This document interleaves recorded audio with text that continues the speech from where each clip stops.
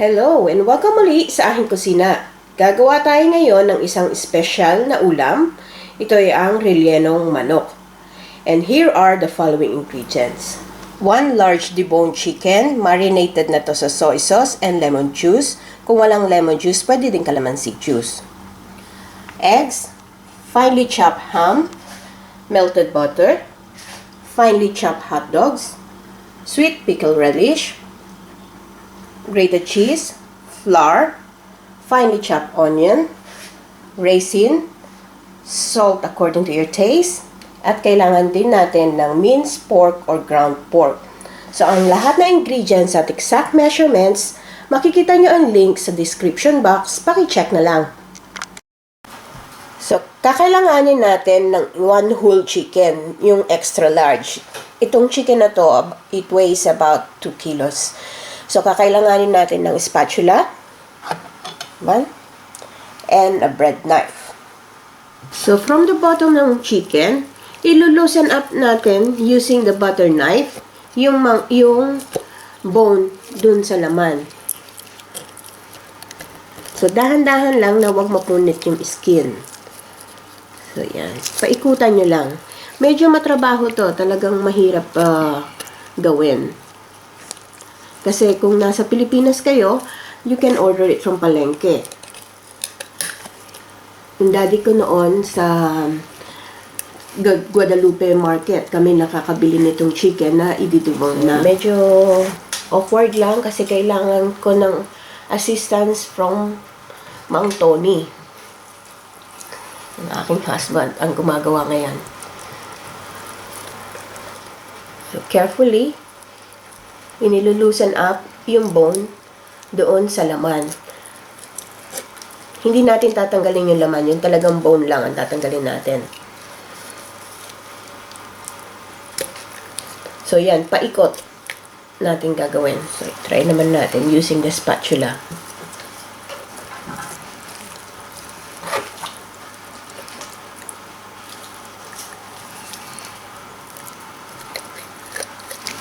That's why hindi madaling gawin ito. Bihira lang namin lutuin kasi talagang napaka tricky ng pagtanggal ng bone. So from special occasions lang like Christmas, yan, ginagawa namin to. So yan. So pasukan na ng kamay. So medyo punitin na. Tulungan mo na lang by hand na tanggalin yung buto.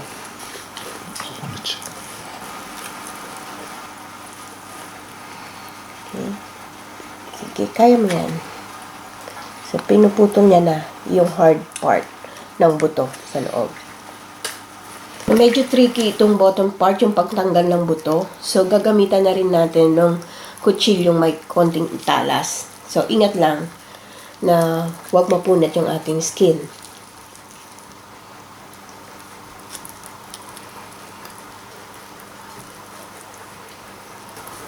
So, para ka talagang nag-o-opera. Kawawa naman ang chicken. Pero kailangan natin, kung gusto natin kumain na masarap. So, tiis lang.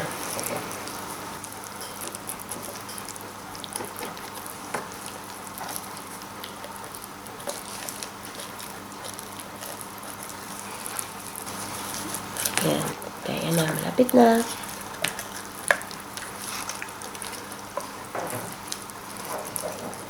Ito sa ilalim ang mahirap tanggalin talaga. Yan.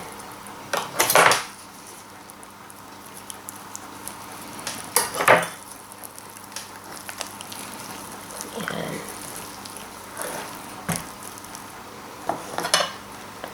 Yan. Yung manok ko naman, pinaupo, pinatuwad, lahat na ng posisyon.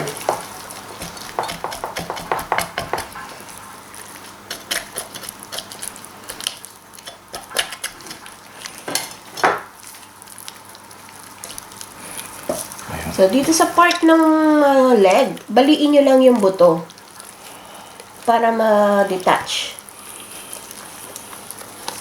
Siyempre, kailangan baliin para ma-detach. So, the other leg.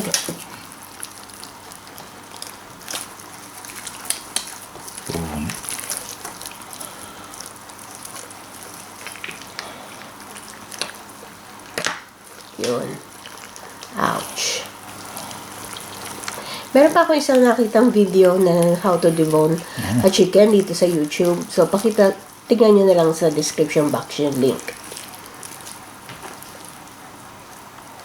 Oh. So, scrape pa natin yung mga laman.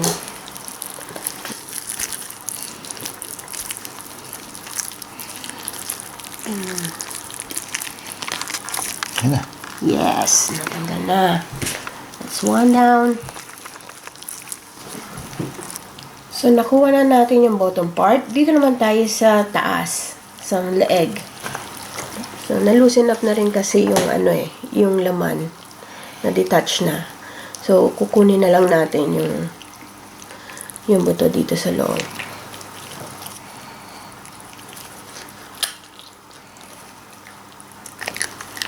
So, dito naman sa may sa pitcho, part ng pitcho. So, ganun din.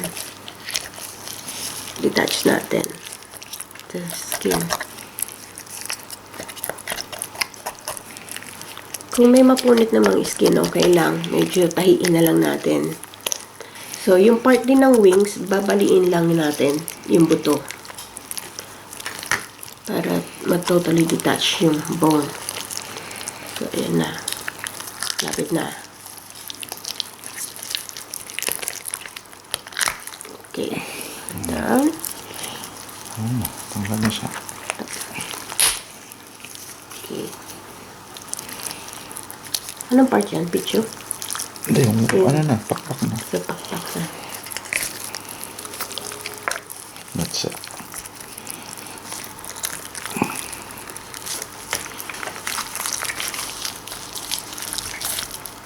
Para talaga tayong nakikipagbulong braso sa manok.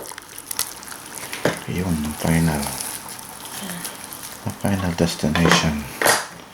Ng manok. Oo, manok. Yan na. Last part. Yan ay pinaka matigas na part. So, talagang tiyagaan lang. Took about 15 minutes na namin ginagawa ito. Ayan. Ayun. Let's take the cartilage out.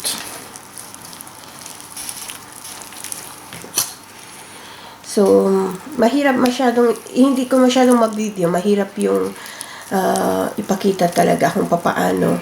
At least nagkaroon kayo ng idea kung papaano i-debone yung chicken. Hindi na namin tatanggalin yung bone ng leg kasi mahirap. But you can try if you want.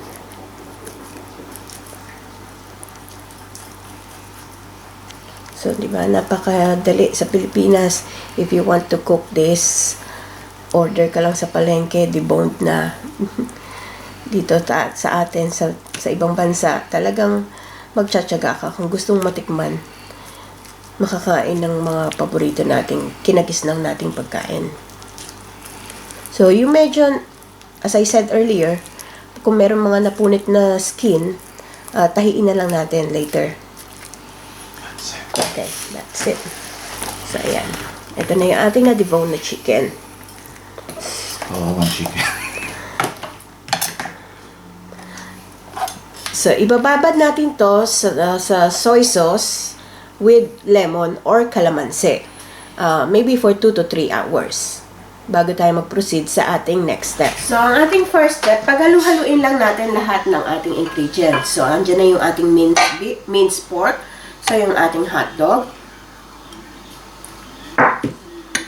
Yung ham. So, para lang din tayo gagawa ng embutido. So, yung cheese. Onion. Melted butter.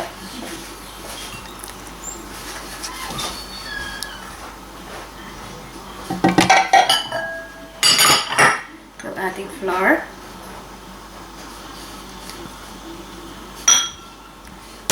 Yung raisins. Salt. According to your taste. At yung ating eggs.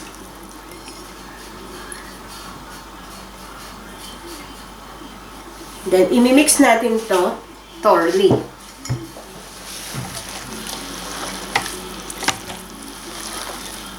So, habang minimix natin, kailangan parang pinipisil-pisil nyo para talagang totally ma-distribute yung ating mga ingredients.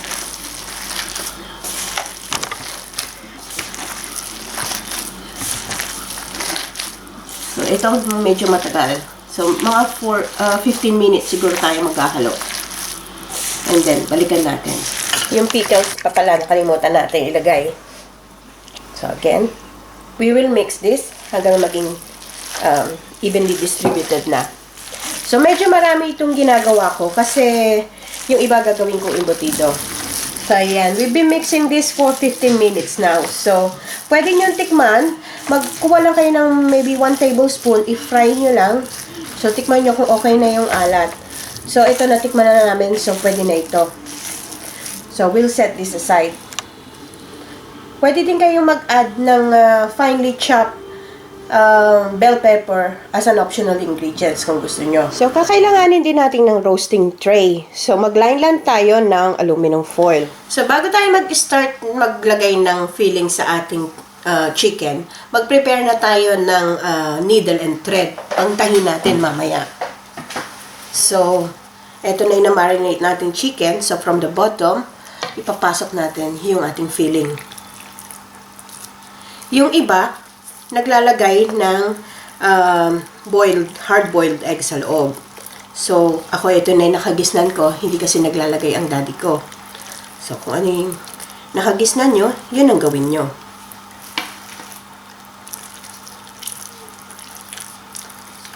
So, make sure na masiksik natin hanggang dun sa loob. So, continue lang natin to hanggang matapos natin lahat.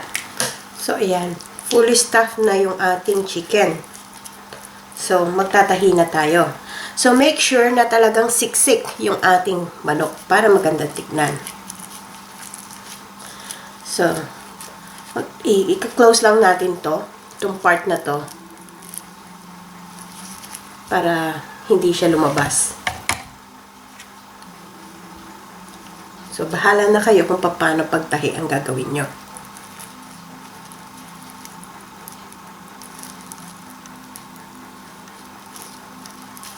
Okay.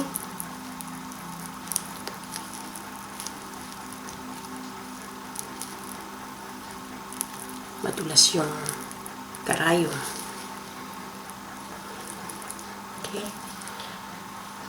Then, tuloy lang natin to hanggang masara na natin lahat. Ayan, nasara na natin yung bottom. So, yun namang sa may neck part ang isara natin. Ayan, nasara ko na din yung sa neck part. So, tanggalin lang natin yung karayom. Don't forget na ma-remove yan. So, ito na ang ating chicken. Ita-transfer na natin to sa ating roasting tray. So, ito na nasa roasting tray na ang ating chicken. So, i-cover lang natin siya ng aluminum foil.